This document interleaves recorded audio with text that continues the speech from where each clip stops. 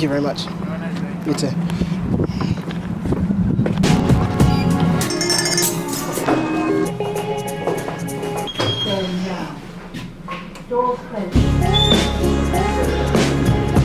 Thank you very much. That's all right. Take care. Take care.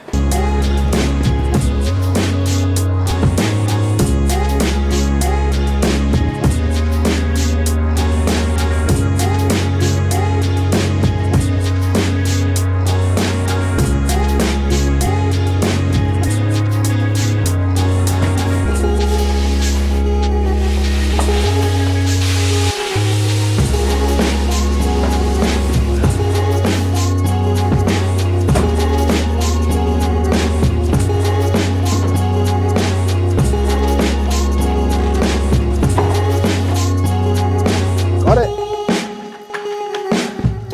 Good to go. First question, it's going to be a mixture of some questions from the last Q&A that I couldn't get through and answer, and also some questions about what's inside these boxes over here. I know what's inside some of them, so we're going to be answering some questions that you posted on Instagram, Facebook, and also on Twitter. First question from YouTube is from a Professor Taco 2, and you're saying that I know that you respond and read a lot of comments, so do you ever think of starting a personal or vlogging channel, because seeing your travel clips were really cool and I would love to see more? That's a really cool question. Thanks for saying that you like to see some of the travel clips that I posted in the last Q&A. If you're talking about hockey-related travel vlogs, then yeah, there'll be a bunch. Like in about 2 days, I think it is. It's 2 days time from now. We're going to be going to Belgium. We're not going to be flying, we're driving.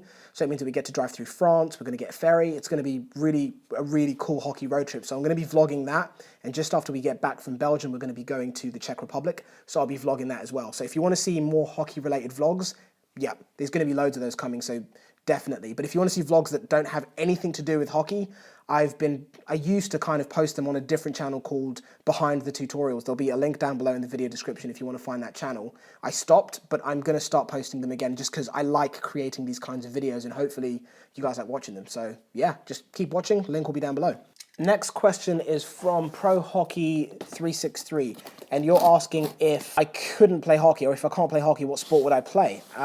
It would definitely be CrossFit, because I've seen loads of videos online. I've never actually tried it, but I know it's brutal, so I'd definitely like to do that. I'm not sure if it's considered a sport, but CrossFit, definitely one of them. Aside from that, probably maybe tennis. I know it's completely different to hockey, but I've always liked tennis, so I guess that's probably what I'd do. But let's hope a day that I never have to play, or I'm never able to play hockey again, comes anytime soon, because that would really suck. But good question. CrossFit, tennis. This is from my camera operator, Chris Curtis. It is the Osmo. We were filming some stuff for Sparks a while back, and he had the Osmo in his car, and he lives in a different city. He went home and had it in there, and he's had it ever since. And he's been kind enough to send it back to me, so thank you very much, Chris, if you're watching. If you don't know what an Osmo is, it's this thing. It's a 3-axis, I guess you could call it gimbal stroke Steadicam. So basically you can get shots while you're running or skating and they're completely smooth. It's essential. If you like filming hockey videos or action videos and you want quality videos that look really professional, then pick up one of these. And you can change the cameras as well, so that's pretty dope. The Mini Husky one asks, hope to see you guys in Down Under. Go to Canterbury Olympic Ice Rink in Sydney. It's my rink. Down Under, that Australia. That's definitely somewhere that we are working on going. If you saw the last video, we're aiming to do it this year. So fingers crossed. I mean, if we did head out to Australia, for sure we'd be going to Sydney and possibly Melbourne as well. So yeah, that's a very high possibility that we'll be able to do that. 25 Ryan asks, does your brother play...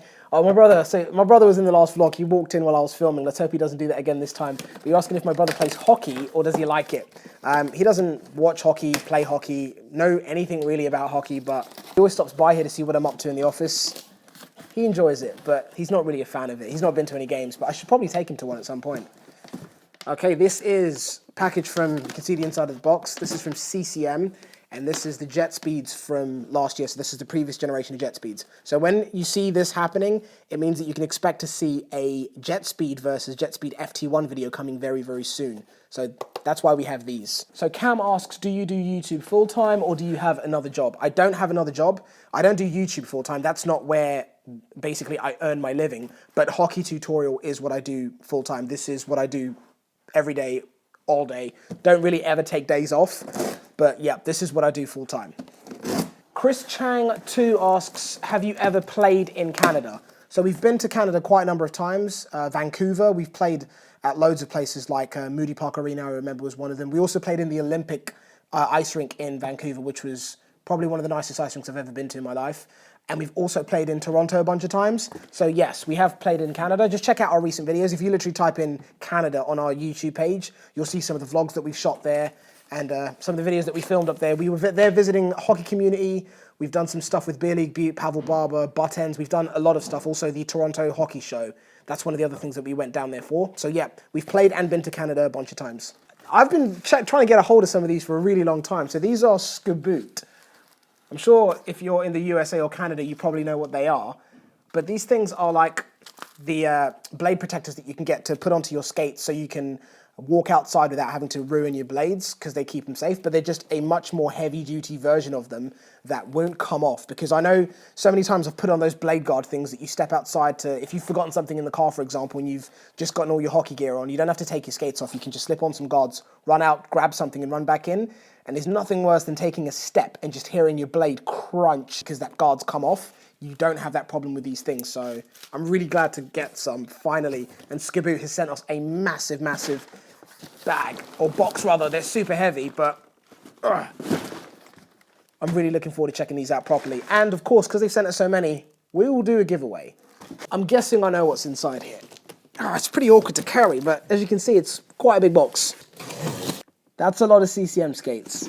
I've got to say, these aren't all mine. I'm not that greedy. All the guys that work at HT or Hockey Tutorial, some of these are sort of for some of them. Only one of the pair of skates in here is mine, but it's an awesome thing to see. Big thank you to CCM.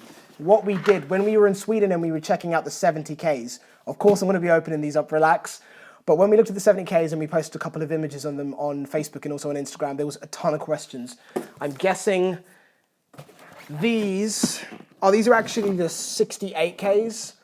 So this is basically one model down from the 70Ks. We'll just take a quick look at them. Even though these are one step down from the top end skate, these are amazing. So you're still getting a lot of the same technologies that you would get in the 70Ks, but these are the 68s. There they are. 70K. So the first question we're going to be tackling is from MDeb on Instagram, who's asking how do they compare, they being these over here, to the one-piece boot construction of the FT1s. So there is a pair of FT1s in here somewhere, but I suspect they're going to be a pre-production pair of FT1s. And just behind me, I have a full production pair. So it means that all of the logoing and branding and stuff has been attached to the boot with the pre-production ones. Let me actually just show you. Just as I thought, if you look at them closely, areas like here, the back of the tendon, the tongue, there's no logoing, no branding. These are pre-production. So in terms of the technology in this skate, it's ready to be used. It's top end, but it doesn't have those final touches, the graphics, the CCM logoing that we're used to seeing. Here we are. If you look at these, FT1 logoing on the side, branding on the tongue and on the back, unlike these ones over here. The main differences that you're going to notice with that is one-piece boot construction skates are very, very stiff. So they're perfect for those powerful skaters that want to take advantage of really long, powerful, deep strides. They're going to be incredibly aggressive on their skates. And that's exactly what you get, responsive one-piece boot construction. Now that's not to say the two-piece in the 70K isn't as responsive. It's not going to be as stiff though. That's probably the biggest difference between these two skates.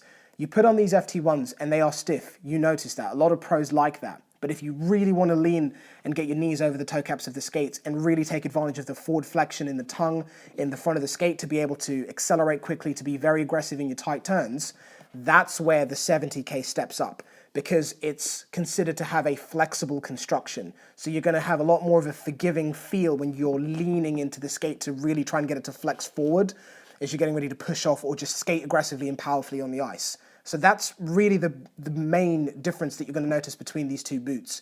And the biggest advantage of having the flexible construction of these is not only is it a lot easier for you to skate aggressively and powerfully in these 70Ks, it also means that the fit of the skate is going to basically be able to fit almost any type of foot shape that's out there. Because whether it's a narrow foot, you'll be fine inside these, or whether you have a wide foot, the flexible materials inside the skate will adapt to the shape of your foot.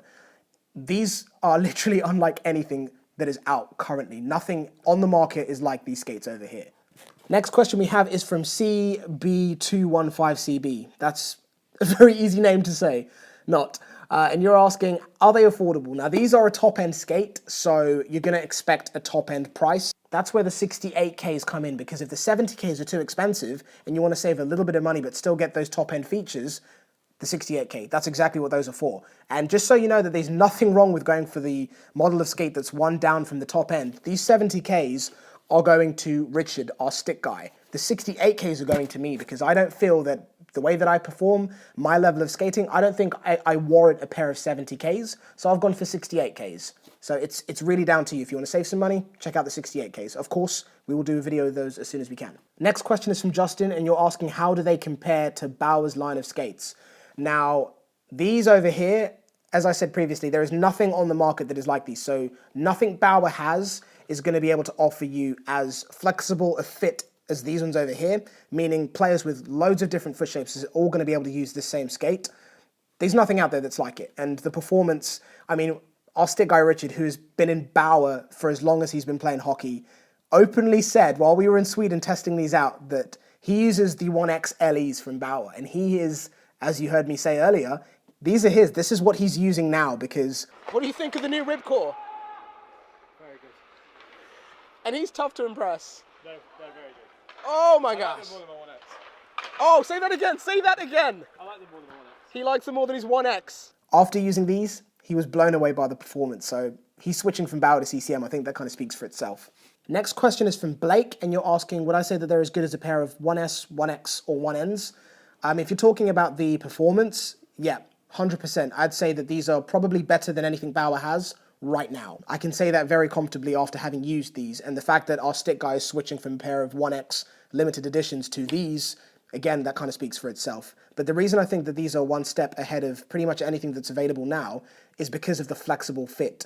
The reason Bauer has 3 different lines of skates is because they fit 3 different types of foot shapes. And the idea behind having 3 of them is one of those styles of skates will fit hopefully anyone's foot shape. So if you're narrow, you can go for Vapor. If you're wide, you can go for Nixus. This is different. This is a case of it'll fit almost any kind of foot because it's flexible. The structure of the skate will actually adapt to the shape of the foot that's put inside it. If you're wide, it'll open up. If you're narrow, it'll continue to close up around your foot and offer you that snug, comfortable fit with practically no negative space inside the skate. These things are honestly incredible. The Ryan asks what sets these apart from other skates before. I think I answered that previously with what I just said, but it comes down to that flexible construction. When you lean forward in these skates, they don't feel like new skates would, where they're incredibly stiff and you have to go through that brutal break-in process. Because of the flexible construction and how much allowance there is when you flex forward and you really get your knees over your toes, you can pretty much get these out of the box, bake them, wait for them to set, and then just jump on the ice and skate. And that's probably one of the biggest advantages that you get. Skates that you don't have to kind of adjust to and break in for them to be able to feel comfortable on your feet. That's phenomenal. It's why companies like VH are doing so well, because you just put them on and go, and that's exactly what these are. Max.15 is asking, which Bauers do they compare to, and would you recommend putting a Bauer holder on them? The first answer to your question is they don't compare to any Bauers, because there aren't any skates on the current market that have a flexible fit. All of the lines of skates that Bauer has are tailored towards certain foot shapes, whereas this is not like that. It's a flexible fit, and it will fit pretty much any kind of foot shape that's out there. So they're uncomparable because there's nothing out there like them. I almost forgot this one. Would I recommend putting a Bauer holder on them? So the SB 4.0 holder, you do not need to remove this and put a Toque holder on them. I like these holders. They feel very similar to the Toque holders, so don't do that. It'll be a waste of money. You'll be putting holes in the bottom of the skate for no reason. Just don't do that. Austin asks probably one of the biggest questions that's on everyone's mind. He's saying, do the 70K miss the skate lock and pump, or are there features that make up for the loss? Fantastic question. I've seen a couple comments from people online saying CCM have removed the pump and the lace lock. The rib cores are now dead. There's no point of using them. Let me explain to you why that's completely wrong. If you're used to that pump, you used the pump in the previous skate. So I found that most of the people that had it didn't even use it. But if you did use it, CCM have completely redesigned the internals of this skate. it still provides you that high definition heel lock, which is what the pump did. As you inflated the pump on the sides, it beefed up the padding, or basically made the padding inflate on the insides around your ankle. So not only was your ankle incredibly cushioned and comfortable, it provided you with a heel lock inside the boot that no other skate could without that pump system on the sides. All of those internal features that we loved have been updated, improved, basically given a new lease of life with the new construction of the 70Ks. The foams in here, the padding, I can't even explain how cushiony it feels. It's like grabbing one of my pillows and squeezing against it. The padding inside these boots is unbelievable. You're still gonna get that high definition heel lock, but the support and padding and protection around the ankle that you're getting in these is gonna be better than any ribcore skate that you have ever used previously. So do not worry about that. Aside from that, the lace locking system that is now no longer on this, good reason for doing that. And it's also partly the same reason that the pump's been removed, because it's dead weight. This is a high performance boot for an elite or an aggressive and a very advanced level of playing hockey, which means that it needs to be trim, it needs to shred. And that's exactly what CCM have done. This thing has gone on a shredding diet, and it's leaner than it's ever been before. With the lace lock and the pump removed from these skates, CCM have shaved off 80 grams, not total from both skates, from each boot, which is insane. Lightest ribcore skate that they've ever made. Aside from that, the lace locking system is still going to be an accessory that is offered in retail stores. So if you want a lace lock, which I don't really think that you need in these skates, you can just go out and buy one. So you don't have to worry. Best ribcore skate that CCM have ever made, and possibly, dare I say it, the best skate that is currently available to date. Nick asks an awesome question. Can I have them? Is that a good enough question? That's an awesome question, but I'm sorry, you can't. You have to wait till they come out, but thank you for making me smile. Still have a couple more boxes. Next one that's gonna be the easiest for me to get to is gonna be the stick box. It's got Winwell tape all over it, so I'm assuming it's from Winwell. Let's take a look.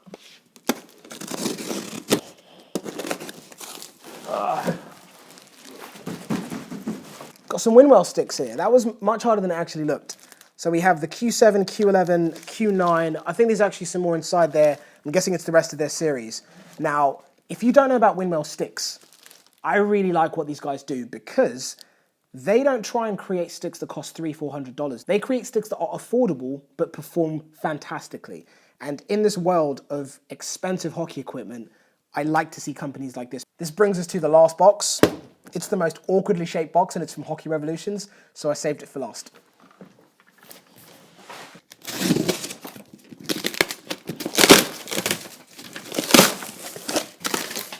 First one up, inside the box, My Enemy Mini. So this is something to stick handle around. My Enemy Pro. So I'm guessing this is the bigger version of that stick handling aid.